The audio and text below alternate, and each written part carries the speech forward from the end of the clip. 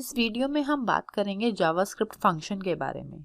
JavaScript function क्या हैं, कैसे डिक्लेयर करते हैं, कैसे हम इन फंक्शंस को कॉल करते हैं, कहाँ कहाँ ये जावास्क्रिप्ट फंक्शन यूज़ होते हैं और फंक्शंस का क्या यूज़ होता है।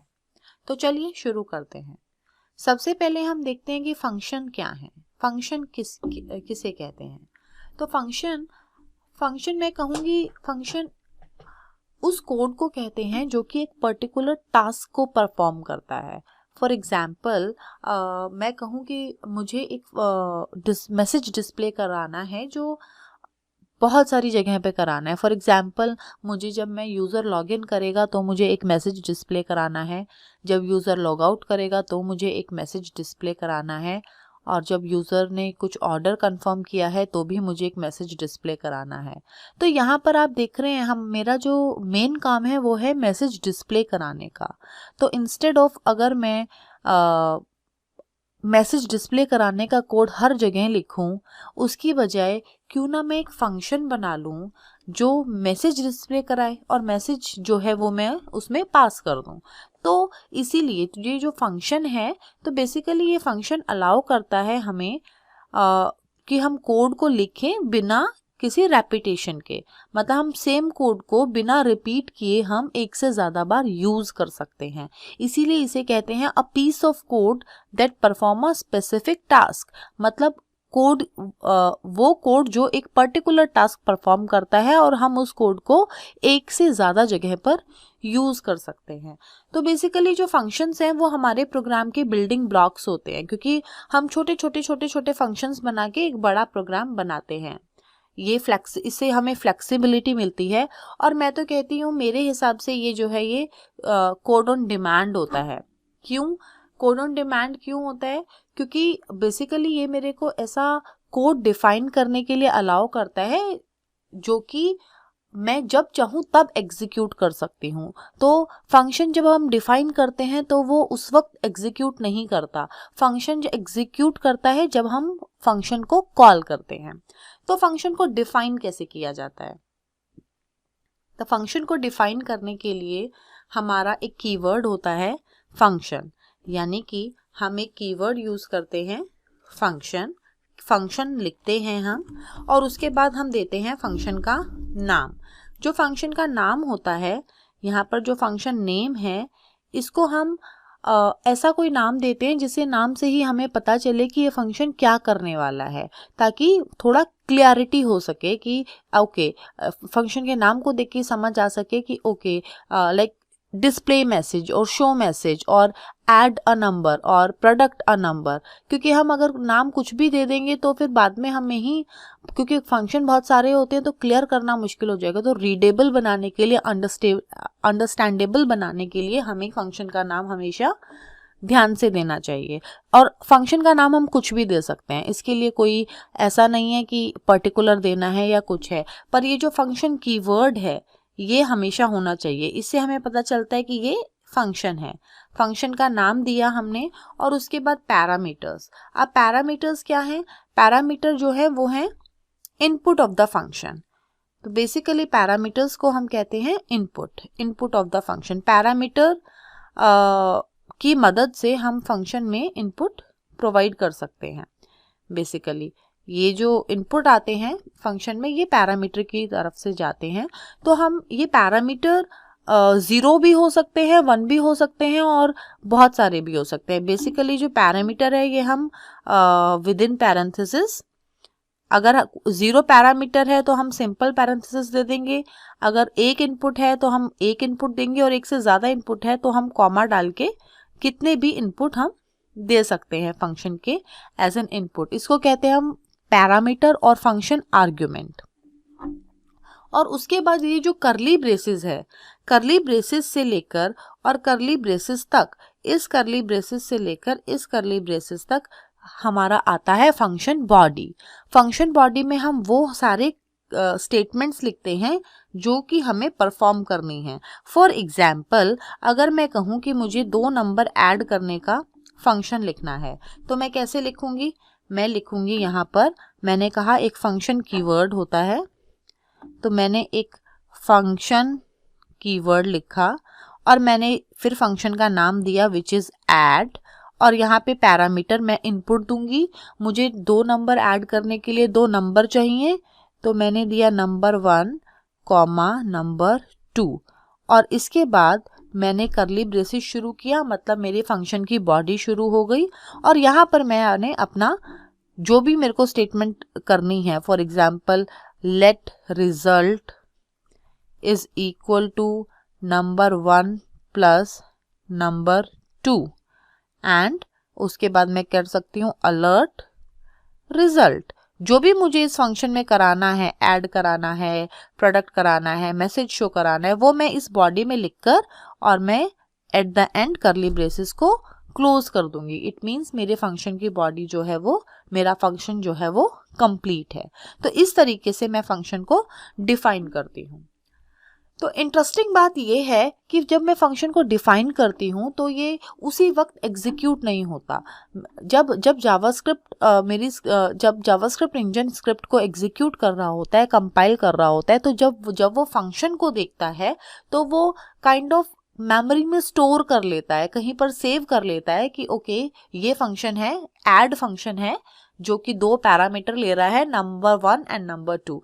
तो इस तरीके से वो स्टोर कर लेता है, और जब भी हम फंक्शन को कॉल करते हैं तब ये पूरी जो फंक्शन की बॉडी है वो एग्जीक्यूट होती है। तो इसीलिए हम इस फंक्शन को जो है वो एक से ज़्यादा जगह पर यूज़ कर सकते हैं, क्योंकि इट्स नॉट दैट कि वो जावास्क्रिप्ट कंपाइल करते वक्त ऊपर से नीचे की तरफ हर कोड को हर लाइन बाय लाइन पार्स कर रहा है और वो इमीडिएटली एग्जीक्यूट कर रहा है, क्योंकि ये इमीडिएटली एग्जीक्यूट नहीं होता, कॉल करने पर एग्जीक्यूट होता है। तो हम इस कोड को एक से ज़्यादा जगह पर यूज़ कर सकते हैं।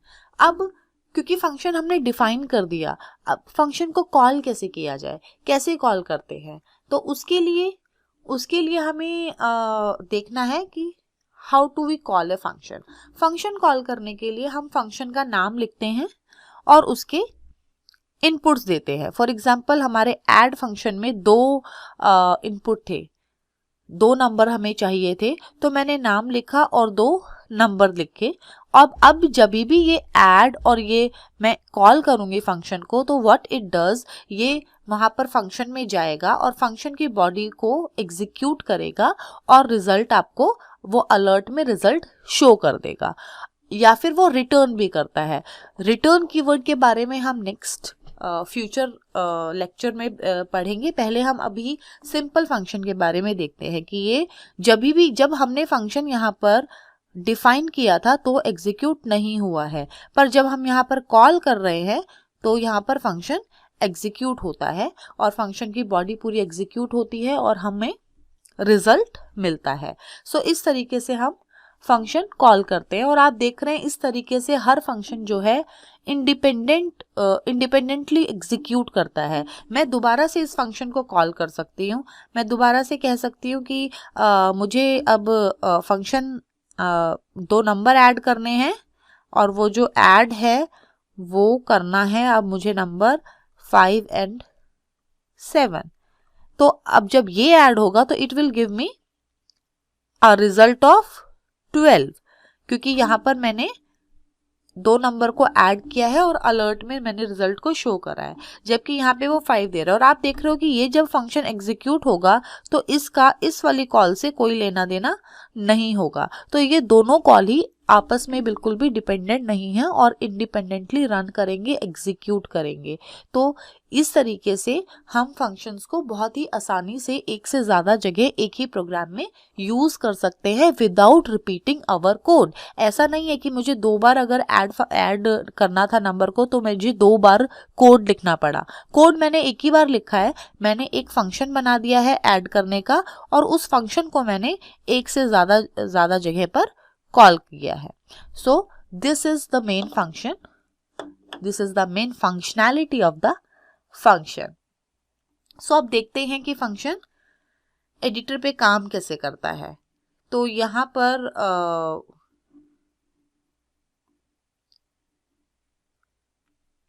तो देखिए यहाँ पर जब मैं एक फंक्शन लिख रही हूँ जो कि हमारा 2 नंबर को ऐड कर रहा है, तो मैंने कहा था हम फंक्शन कीवर्ड लिखेंगे, फंक्शन का नाम देंगे ऐड, इसके अंदर मैंने दो पैरामीटर दिए num1 and num2 and now मैंने कहा let result is equals to num1 plus num2।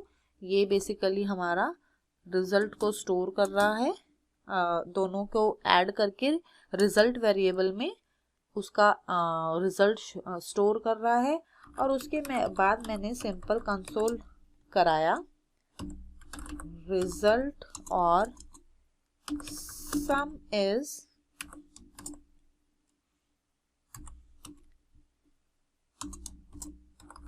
Result. सो आप देखेंगे कि जब मैंने ये फंक्शन डिफाइन किया तो यहाँ पर कोई भी रिजल्ट नहीं आया। क्यों?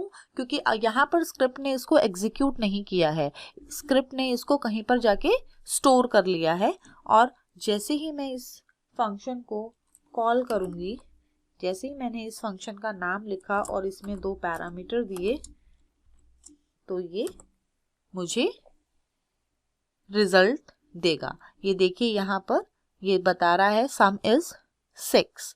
तो इसने मुझे, जैसे ही मैंने इसको कॉल किया, इसने मुझे रिजल्ट दे दिया। सो दिस इज द फंक्शन। अगर मैं अभी इसको दोबारा से कॉल करूं विद अ डिफरेंट पैरामीटर तो it will give me a different result. Same code मैंने लिखा है, बस सिर्फ मैंने फंक्शन को दोबारा कॉल किया है with different inputs. Parameter is kind of input to a function, और इसने ये दो इनपुट लिए, दो नंबर लिए 6 एंड 7, और मुझे यहाँ पर रिजल्ट दे दिया सम इज 13। इसी तरीके से मैं अगर एक और फंक्शन लिखती हूँ शो मैसेज, मुझे एक मैसेज शो कराना है, and let me right that function over here. तो मैं क्या करूँगी, फंक्शन कीवर्ड लिखूँगी और फंक्शन का नाम दूंगी show message. I am sorry for the typo, show message. और यहाँ पर मैं कोई भी इनपुट नहीं दे रही हूँ, मतलब मैं जब भी इस फंक्शन को कॉल करूँगी ये मुझे एक ही चीज़ शो करेगा जो भी मैं इसके अंदर दे रही हूँ। इसको इनपुट लेने की कोई ज़रूरत नहीं है।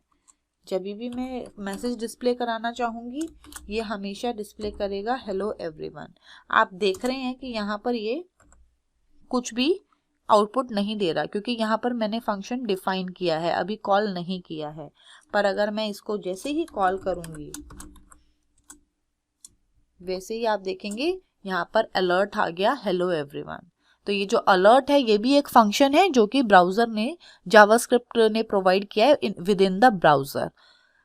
और यहाँ पर ये इनबिल्ट फंक्शन है जो अलर्ट है, पर हम यहाँ पर हम अपने भी फंक्शन बना सकते हैं। तो आप देख रहे हैं कि ये जैसे ही मैंने ये कॉल किया है फंक्शन को, ये अलर्ट आ गया है।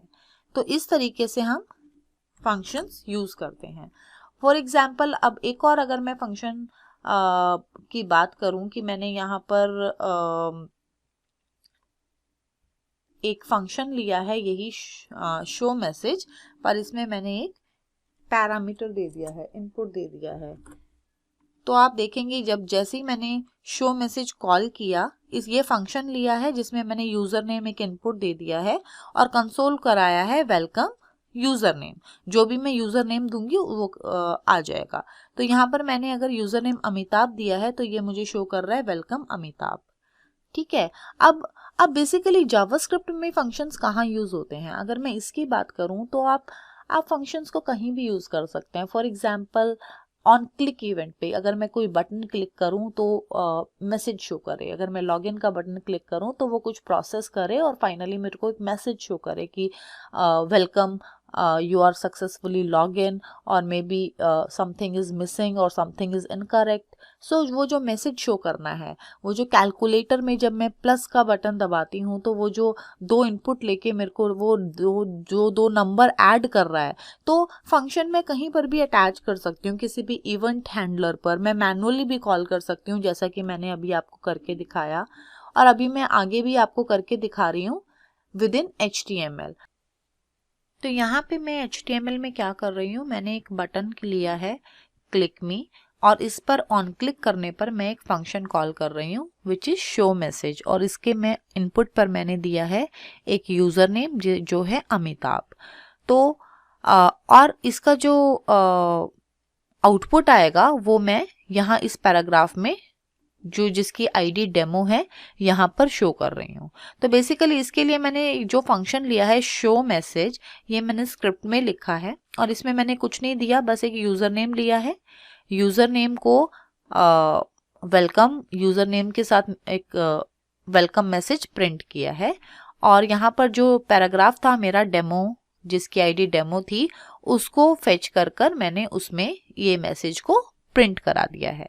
तो बेसिकली मैंने क्या किया है, यहाँ पर ये जो बटन है इसकी ऑन क्लिक इवेंट के साथ मैंने फंक्शन को कॉल किया है। तो फंक्शन को मैं कहीं पर भी कॉल कर सकती हूँ without any repetition of the code. जहाँ जहाँ मेरे को ज़रूरत है मैं वहाँ पर लगा सकती हूँ, चाहे वो बटन ऑन क्लिक हो, चाहे वो कोई इवेंट हो, चाहे मैं मैनुअली कॉल करूँ, तो फंक्शन को मैं ये कर सकती हूँ। तो देखते हैं, जैसे ही मैंने यहाँ पर क्लिक किया तो यहाँ पर आ गया वेलकम अमिताभ। तो यहाँ पर मैंने जैसा कि आप देख रहे हैं बटन में क्लिक इवेंट के साथ मैंने फंक्शन को अटैच कर दिया है। तो फंक्शन को हम कहीं पर भी कॉल कर सकते हैं, मैनुअली कॉल कर सकते हैं, इवेंट्स के साथ कॉल कर सकते हैं, जब चाहे कॉल कर सकते हैं, जितनी बार चाहे उतनी बार कॉल कर सकते हैं। फायदा फंक्शन का ये है कि हमें बार बार कोड को रिपीट नहीं करना पड़ता। हम कोड एक बार लिखते हैं और उसमें अगर हमें चेंज इनपुट चाहिए तो इनपुट देकर पैरामीटर्स की मदद से हम फंक्शन में इनपुट देते हैं और उस फंक्शन को जहां पर जैसी भी ज़रूरत हो वैसे कॉल कर सकते हैं। तो इस तरीके से मैं फंक्शंस की मदद से कोड को बिना रिपीट किए आसानी से कॉल करके अपने कोड में रिपीटेशंस को कम कर सकती हूँ। नेक्स्ट वीडियो में हम फंक्शंस के बारे में ही बात करेंगे, रिटर्न स्टेटमेंट की बात करेंगे और फंक्शंस में और भी जो चीज़ें हैं लोकल वेरिएबल, ग्लोबल वेरिएबल, उस पर बात करेंगे।